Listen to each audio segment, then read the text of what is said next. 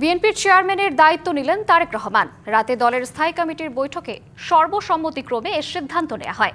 এদিকে নির্বাচন কমিশনের অনুরোধে তারেক রহমানের পূর্ব নির্ধারিত রবিবারের উত্তরবঙ্গের সফর স্থগিত করা হয়েছে। রাতে গুলশান কার্যালয়ের দলের স্থায়ী কমিটির বৈঠক শেষে এ তথ্য জানান বিএনপি মহাসচিব মির্জা ফখরুল ইসলাম আলমগীর।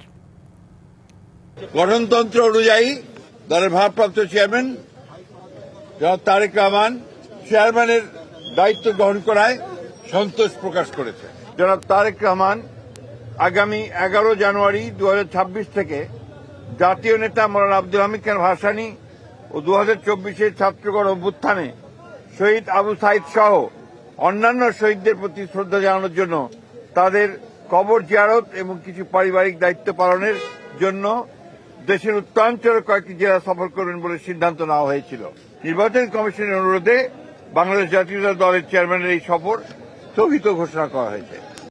নতুন এবং ফিরে আসা গ্রাহকদের জন্য নগদে চলছে ক্যাশব্যাক সহ প্রতিদিন হাজারো উপহার জেতার সুযোগ। হবে আশা আর ফেরা, সারপ্রাইজ সেরা।